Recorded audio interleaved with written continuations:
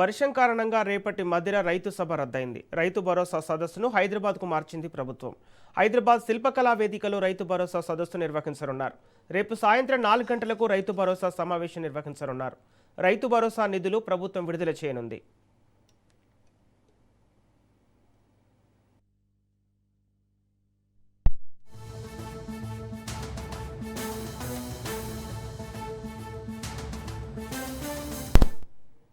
ఇదే అంశానికి సంబంధించి పూర్తి డీటెయిల్స్ మా ప్రతినిధి ఉపేందర్ అందిస్తారు. ఉపేందర్, వర్షం కారణంగా రేపటి మదిర రైతు సభ జరిగేది ఉంది. అయితే ఈ సభను రద్దు చేసినట్టు తెలుస్తుంది. మరి ఎక్కడ జరిపే అవకాశం ఉంది?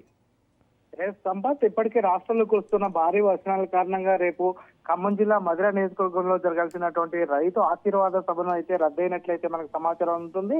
ఈ సభకు ముఖ్యమంత్రి రేవంత్ రెడ్డి ముఖ్య అతిథిగా కూడా హాజరు కావాల్సి ఉండగా ప్రతికూల వాతావరణ పరిస్థితుల దృష్ట్యా ఈ నిర్ణయం తీసుకున్నట్లయితే మనకు సమాచారం ఉంది. అయితే రైతులకు పెట్టుబడి సాయం నుంచి ఈ కార్యక్రమాన్ని నిలిపివేయకుండా ప్రత్యామ్నాయంగా హైదరాబాద్ లోని శిల్పకళా వేదికలో నిర్వహించాలని కూడా ముఖ్యమంత్రి నిర్ణయించినట్లు కూడా మనకు సమాచారం ఉంటుంది. ఈ సభకు రైతు భరోసా పంపిణీ సదస్సుగా కూడా నిర్వహించనున్నట్లయితే పేర్కొంటున్నారు. దీనికి సంబంధించినటువంటి ఏర్పాట్లను ఇప్పుడు తక్షణమే పూర్తి చేయాలని చెప్పేసి ఇటు మంత్రులకు కూడా ఉన్నతాధికారులకు కూడా సీఎం రేవంత్ రెడ్డి ఆదేశించినట్లయితే మనకు సమాచారం ఉంటుంది. అయితే శిల్పకళా వేదికలో రేపు సాయంత్రం 4 గంటలకి ప్రతిష్టాత్మక సమావేశం ప్రారంభం అయితే కానుంది. మదిరా సభ రద్దయినప్పటికీ రాష్ట్ర వ్యాప్తంగా ఉన్నటువంటి రైతులందరినీ ఇందులో భాగస్వాములు చేయాలని చెప్పేసి ప్రభుత్వం అయితే కృతనిశ్చయంతో ఉంది. ఇందులో భాగంగా రాష్ట్రంలోని అన్ని జిల్లాల పరిధిలోని రైతులను తమ పరిసర ప్రాంతంలోని రైతు వేదికల ద్వారా కూడా అటు డిజిటల్ అదేవిధంగా వర్చువల్ పద్ధతిలో ఈ సమావేశంలో ప్రత్యక్షంగా పాల్గొనేలా కూడా అధికారులు అయితే ఏర్పాటు చేస్తున్నారు. గతంలో కూడా రైతు భరోసా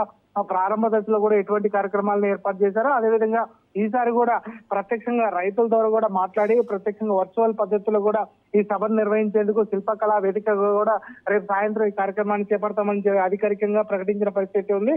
ప్రస్తుతం ఏదైతే వర్షాల కారణాల నేపథ్యంలోనే ఏదైతే మదిర మండలంలో ఏర్పాటు చేసినటువంటి సభ మాత్రం పూర్తిగా రద్దయింది. ఇక్కడ ఉన్నటువంటి ఏర్పాటు చేసినటువంటి 30 ఎకరాల్లో పూర్తిగా నీరు నిండిపోవడం, అదేవిధంగా ఇక్కడ పరిస్థితులు కూడా అనుకూలంగా లేకపోవడంతో ఈ కార్యక్రమాన్ని ఈ కార్యక్రమాన్ని రద్దు చేసినట్లయితే అధికారులు అయితే చెప్తున్నారు. ప్రస్తుతం మాత్రం రేపు శిల్పకళా వేదికలో మాత్రం ఈ కార్యక్రమాన్ని అట్టహాసంగా ప్రారంభించేందుకైతే అధికారులు అయితే నిర్ణయించిన పరిస్థితి కనిపిస్తుంది.